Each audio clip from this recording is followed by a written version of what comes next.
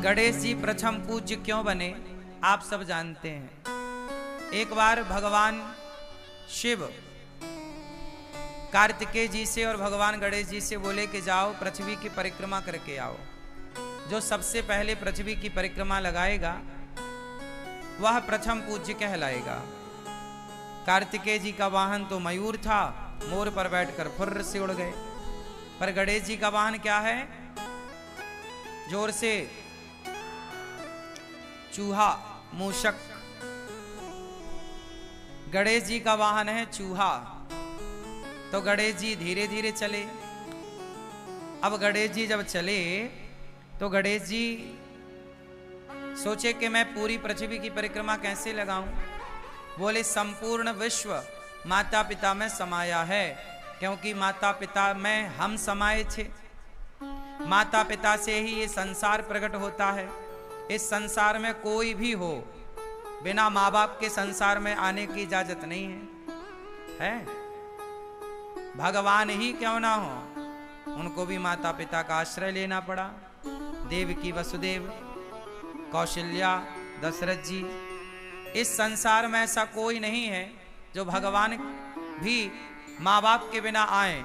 तो चाहे चींटी हो या हाथी हो, इंसान हो या पक्षी हो, सबको आने के लिए किसका आश्रय लेना पड़ता है? माता पिता का। तो माता पिता ही ये सृष्टि को उत्पन्न करने वाले हैं, सृष्टि को रचने वाले हैं। इसलिए गणेश जी ने सोचा कि माँ बाप को प्रणाम कर लूं, परिक्रमा कर लूं, तो संपूर्ण पृथ्वी की परिक्रमा करने का हमें फल मिल जाएगा। गणेश जी ने माँ बाप की परिक्रमा लगाई, और जैसे ही माँ बाप की परिक्रमा लगाई, पूरी पृथ्वी की परिक्रमा लगाकर कार्तिकेय जी आए। बोले हम तो देखो पहले परिक्रमा लगा के आ गए, अब हमारी प्रथम पूजा होनी चाहिए। शंकर जी बोले आपने प्रथम परिक्रमा नहीं लगाई विश्व की, तो किसने लगा दी? बोले गणेश जी ने। कैसे लगाई? बोले इन्होंने हमारी परिक्रमा लगाई, पार्वती और शिव की। शिव पार्वती की एक परिक्रमा लगा ली तो पूरे ब्रह्मांड की परिक्रमा लगाने का उन्हें फल मिल गया। कार्तिकेय जी को गुस्सा आई और क्रोध में आकर कार्तिकेय जी ने एक छोटा सा प्रहार कर दिया गणेश जी के ऊपर। तो वो प्रहार जाकर गणेश जी के दांत में लगा, तो गणेश जी का एक दांत टूट गया। तब से उनका नाम पड़ा एकदंत। क्या नाम पड़ा? एकदंत दयावंत चार भुजाधारी, माथे सिंदूर सोहे। तो गणेश जी का नाम एकदंत। तो कार्तिकेय जी और गणेश जी के बीच में जो शर्त लगी, तो गणेश जी जीत गए। तो गणेश जी ने माँ बाप की परिक्रमा की, तब से गणेश जी प्रथम पूज्य हो गए कि गणेश जी जैसी बुद्धि किसी के पास नहीं है। इसलिए गणेश जी बुद्धि के अधिष्ठात्र बन गए, बुद्धि के देवता बन गए। गणेश जी किसके देवता हैं? जोर से। गणेश जी बुद्धि के देवता हैं। जिसे बुद्धि चाहिए वो गणेश जी के पास जाए। गणेश जी बुद्धि के परम देवता हैं। अच्छा, गणेश जी का वाहन है चूहा। अब जरा यहां ध्यान से सुनिएगा। हमारे वेदों पुराणों ने, हमारी ऋषि मुनियों ने कितनी बढ़िया व्यवस्था की है। समझदार को इशारा काफी, ये सुना है ना आप लोगों ने। आप सब समझदार हैं, इसलिए हमें सारी करते चलेंगे। देखो गणेश जी बुद्धि है, और गणेश जी का वाहन क्या है? चूहा। चूहा किसका प्रतीक है? चूहा किसका प्रतीक है? तर्क का। कुतरता रहता ना, कुछ भी मिल जाएगा, चूहा कुतर देगा। चूहा तर्क का प्रतीक है। किसका प्रतीक है? तर्क। चूहा है तर्क और गणेश जी हैं बुद्धि। तो गणेश जी किसके ऊपर सवार हैं? बुद्धि के ऊपर। गणेश जी किसके ऊपर सवार हैं? तर्क के ऊपर। बुद्धिमान वही हो सकता है जो तर्क पर सवार हो। तर्कमय बुद्धि श्रेष्ठ है। जो विद्वान होगा वह तर्क जरूर करेगा, तार्किक होगा। तर्क शास्त्र पढ़ते हैं ना हम लोग, तर्क शास्त्र है। तो बुद्धिमान व्यक्ति, देखो एक बच्चा होता है ना, बहुत सारे सवाल करता है। माँ भगवान हैं तो दिखाई क्यों नहीं पड़ते? माँ गणेश जी की सूंड लंबी क्यों है? माँ गणेश जी के कान बड़े बड़े क्यों हैं? ऐसा बच्चा पूछता है ना आपसे। तो ये बच्चा जो पूछ रहा है उसके पूछने को ही तर्क कहते हैं। वो तर्क करता है। जैसे तर्क है, गणेश जी के कान बड़े क्यों हैं, ये तर्क है। ये क्या है? ये मैं इनसे प्रश्न कर रहा हूं, मतलब मैं इनसे तर्क कर रहा हूं, यही है तर्क। गणेश जी के कान बड़े बड़े क्यों हैं, ये क्या है? बोलो बोलो, क्या है ये? तर्क है। क्या है ये? तर्क। अच्छा, तर्क कौन कर सकता है? सवाल कौन कर सकता है? मूर्ख व्यक्ति कभी सवाल नहीं कर सकता, पढ़ा लिखा बुद्धिमान ही सवाल कर सकता है। सवाल करने वाला तार्किक है, मतलब पढ़ा लिखा है। छोटे छोटे बच्चे बहुत सारे सवाल करते हैं, क्योंकि उनके अंदर वो अभी पढ़े लिखे तो नहीं है, पर उनकी जिज्ञासा है, तर्क है। तो तर्क कौन कर सकता है? बुद्धिमान व्यक्ति। एक बच्चा वो होता है जो अपने टीचर से बहुत सारे सवाल करता है। सर जी समझ में नहीं आया, ऐसा क्यों हुआ, ये ऐसा है तो ऐसा क्यों हुआ, वैसा है तो वैसा क्यों। जो बच्चा बहुत सारे सवाल करता है मतलब वो बुद्धिमान होगा। और जो बच्चा मास्टर से कुछ नहीं पूछता वो एक नंबर का बुद्धू होगा। बात सही है कि गलत है? जो ज्यादा सवाल करेगा वो कौन होगा? जोर से, बुद्धिमान। तो गणेश जी किस पर बैठे हैं? तर्क पर। गणेश जी बुद्धि हैं और सवार तर्क पर हैं। बुद्धिमान हमेशा तर्क करता है। ये गणेश जी का चूहे पर बैठने के पीछे का साइंस है, विज्ञान है। गणेश जी के कान बड़े बड़े होने के पीछे का विज्ञान बताओ आप। गणेश जी के कान बड़े बड़े क्यों हैं? ना बताओगे? गुस्सा हो क्या? गणेश जी के कान बड़े हैं इसलिए आपको मैसेज दे रहे हैं कि भैया ज्यादा से ज्यादा सुनो, ज्यादा से ज्यादा सुनो। ज्यादा, यदि आप ज्यादा सुनने लग जाएंगे अपने माता की, पिता की, सास की, ससुर की, पति की, पत्नी की, तो आप कभी झगड़े में उलझेंगे ही नहीं।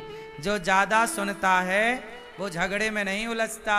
जो कम सुनने वाले होते हैं, बोले मैं आपकी क्यों सुनूं, जो कहते हैं मैं आपकी क्यों सुनूं, वो झगड़ा जरूर करेगा। और जो सुन लेता है, सुन लो ना, माँ की, पिता की, पत्नी की, पति की, सुन लो। गणेश जी के कान, गणेश जी के कान, तो बताओ गणेश जी के कान बड़े क्यों हैं? आपको ज्यादा से ज्यादा सुनना है। आप लोग कम सुनते हो ना, इसलिए झगड़ा होता है। पर गणेश जी क्या मैसेज दे रहे हैं? ज्यादा सुनो। अच्छा, गणेश जी का मुंह दिखाई पड़ता है आपको? क्यों? गणेश जी के दर्शन करके बताओ, गणेश जी का मुंह दिख रहा है? हाँ या ना? हाँ या ना? हाँ या ना? जोर से। गणेश जी का मुंह नहीं दिख रहा है। गणेश जी के मुंह अंदर है, सूंड ऊपर है। सूंड दिख रही है, मुंह दिख नहीं रहा है। मुंह भीतर की तरफ होता है। गणेश जी के कान बड़े हैं और मुंह अंदर है, मतलब दिख नहीं रहा है। मतलब गणेश जी का मैसेज है कि मुंह को छिपा के रखो, मतलब बोलो कम, सुनो ज्यादा। कान बड़े रखो, मुंह को छिपा के रखो, बोलना। जो लोग कम बोलते हैं वो सुखी होते हैं। जो दिन भर बोलते हैं, ज्यादा बोलते हैं, बकवास करते हैं, वो किसी ना किसी उलझन में उलझते ही उलझते हैं। सही है? सारा झगड़ा कहां से होता है? मुंह से। महाभारत कहां से हुआ? द्रौपदी के मुंह से धोखे से निकल गया कि अंधों के अंधे होते हैं, दुर्योधन के लिए। अवश्य निकल गया, दुर्योधन ने बात पकड़ ली और फिर दुर्योधन ने बोला इसके कपड़े उतार दो। तो महाभारत धनुष बाण से तो बाद में हुआ, पहले कहां से हुआ? मुंह से ही हुआ। तुमने कहा कि अंधा है, अंधों के अंधे होते हैं, द्रौपदी ने कहा। तो दुर्योधन बोला मैं बदला लूंगा, इसने मुझे अंधा कहा, मैं इसके कपड़े उतारूंगा। भरी सभा में द्रौपदी को नग्न करने के लिए, निर्वस्त्र करने के लिए दुशासन पकड़ के ले आया और भरी सभा में द्रौपदी को निर्वस्त्र करने का प्रयास किया। अब आप समझो कि सारा झगड़ा कहां से हुआ? बोलो, मुंह से हुआ।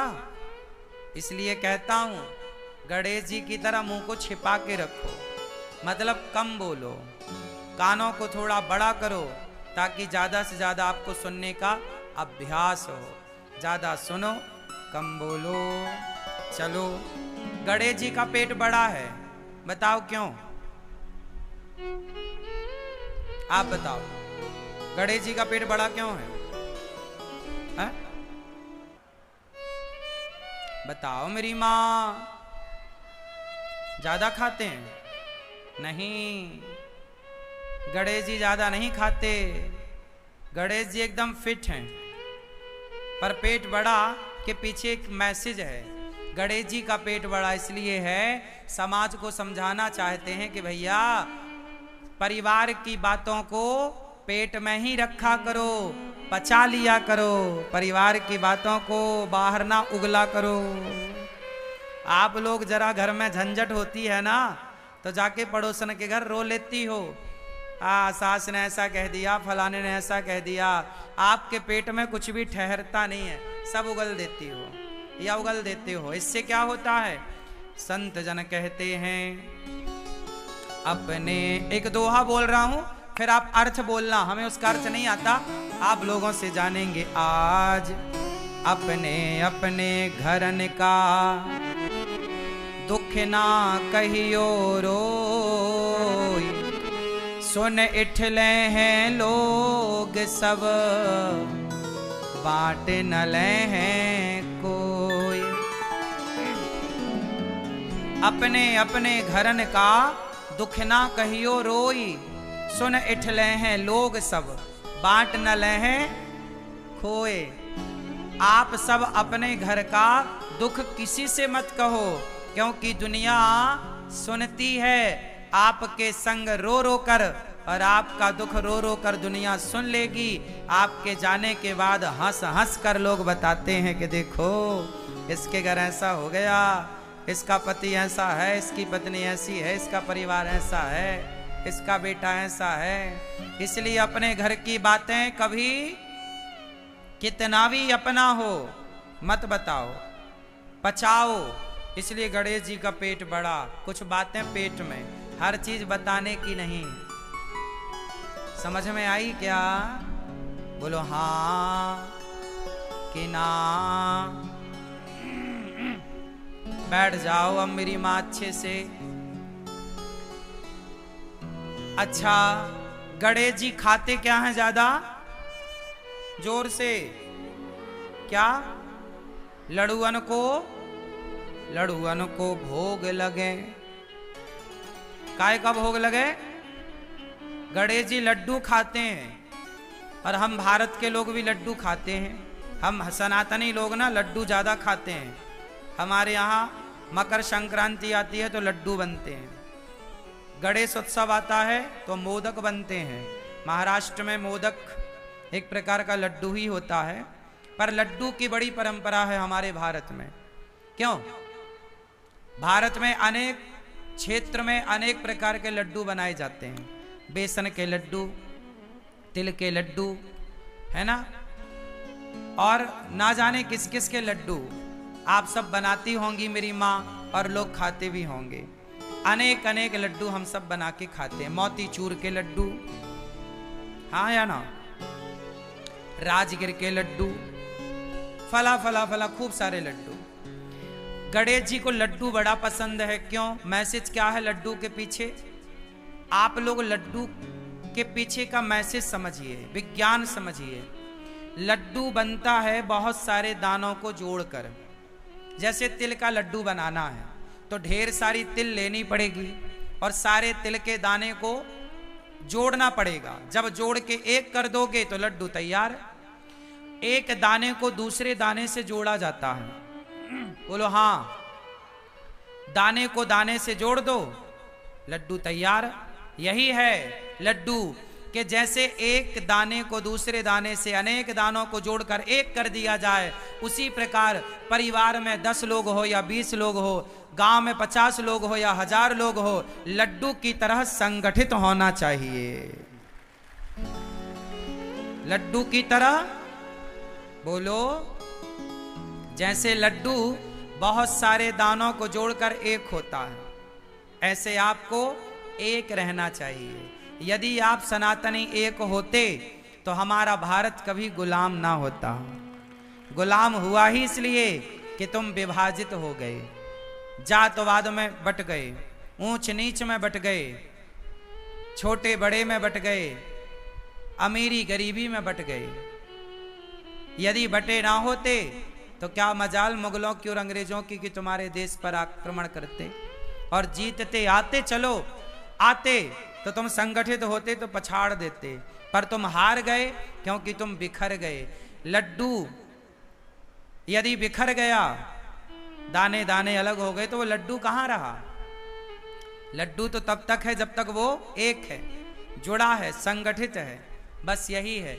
गणेश जी लड्डू खा के आपको कहते हैं कि मेरे भारतवासियों, मेरे सनातनियों, गणेश को मानने वाला प्रत्येक व्यक्ति सुन ले कि गणेश की पूजा करते हो तो लड्डू की तरह, लड्डू जैसे दाने को दाने से जोड़ के रखता है, आप भी सारे गणेश के पुजारी जुड़ के रहिए, सनातनी संगठित रहिए उस लड्डू की तरह।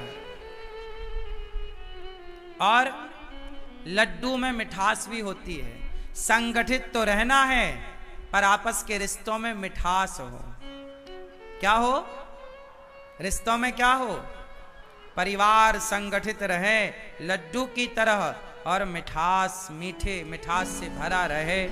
जहां सुमति तहां संपत्ति नाना, जहां कुमति तहां विपत्ति निदाना। संगठित रहो। गणेश जी की नाक बड़ी है। बोलो हाँ, गणेश जी की नाक बड़ी है। चलो अब इसका मतलब आप बताओ। ये चश्मा वाली बहन बताएंगी, सब हमने बताया, कुछ आप बताओ। गणेश जी की नाक क्यों बड़ी है?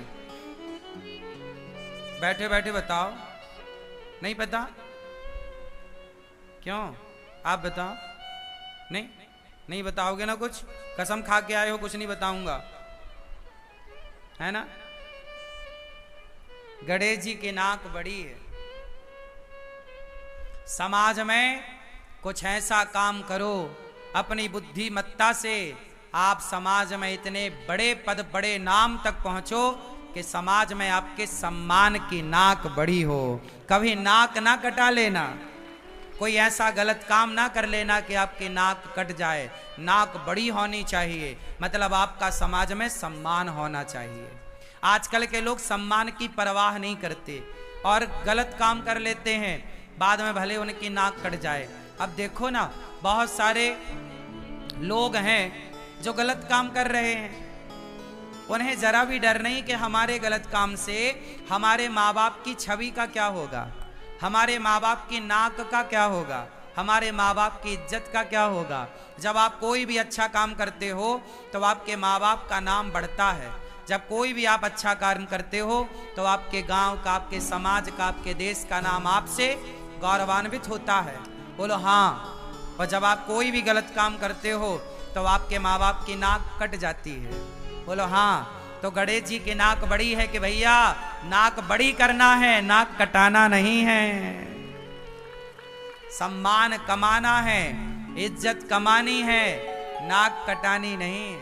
ऐसे कोई काम नहीं करने जिन कामों को करने से आपका समाज में अपयश हो। सदा वही काम करो ईमानदारी से जिससे आपका समाज में यश स्थापित हो। यही कार्य करना चाहिए। बोलिए गणपति बप्पा गणेश भगवान की जय।